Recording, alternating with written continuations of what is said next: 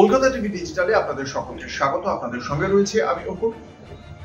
বিহার বিধানসভা নির্বাচনে মোকামাতে প্রথম রক্তপাতের ঘটনা আপনারা দেখেছেন। মোকামা বিধানসভা কেন্দ্রের জানসুরাজ পার্টির যিনি প্রার্থী তিনি হচ্ছেন প্রিয়দর্শী পীযূষ।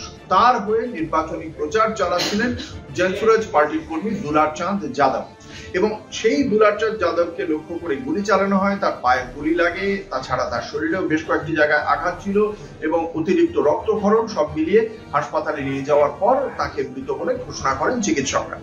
সেই ঘটনার প্রেক্ষিতে আমরা দেখেছি যে 2রা নভেম্বর অর্থাৎ গতকাল ওই কেন্দ্রে মোকামা বিধানসভা কেন্দ্রের জেডিইউ এর যিনি প্রার্থী অনন্ত সিং তাকে গ্রেপ্তার করা হয়েছে এবং গ্রেপ্তার করেছে পাটনা পুলিশ।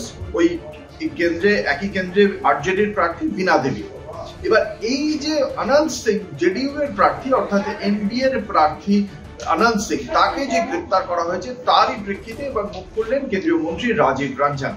রাজীব রঞ্জনের বক্তব্য, ষড়যন্ত্রের শিকার অনন্ত সিং।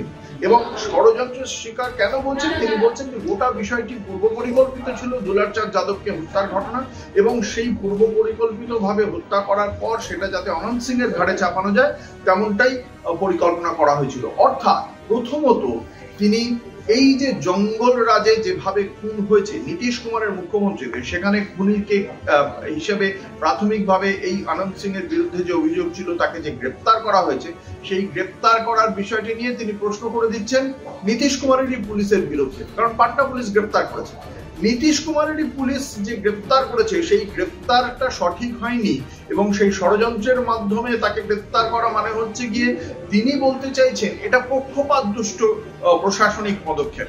তিনি কার বিরুদ্ধে প্রশ্ন তুলছেন? জাতীয় নির্বাচন কমিশন এই মুহূর্তে বিহারের আইন শৃঙ্খলার দায়িত্বে, তারাই নির্দেশ দিচ্ছেন যে কিভাবে চলবে পুলিশ, কিন্তু পুলিশি তদন্তটাকে তো তারা বলছেন না কখনোই যে এটা নিরপেক্ষ যেন না হয়।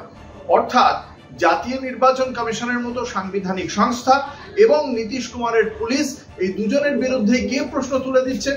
কেন্দ্রীয় মন্ত্রী রাজীব রঞ্জন। তিনিই বলছেন যে এই অনন্ত সিং এর গ্রেপ্তারি স্বাভাবিক নয়, তা ষড়যন্ত্রের কারণেই এই অনন্ত সিংকে গ্রেপ্তার করা হয়েছে। দেখা যাক এই ঘটনায় শেষ পর্যন্ত পুলিশের কাছে কি তথ্য আসে এবং এই মুহূর্তে হেফাজতে থাকা অনন্ত সিং আগামী 6 নভেম্বর এবং 11 নভেম্বর এই 2 দফায় ভোট রয়েছে। সেই মোকামা বিধানসভা নির্বাচনে অভিযুক্ত অনন্ত সিংকে মোকামার সাধারণ মানুষ বিজয়ী করেন কিনা, এমনই খবরের জন্য, আপডেটের জন্য আপনারা দেখতে থাকুন কলকাতা টিভি এবং কলকাতা টিভি ডিজিটাল রাত 7টায়।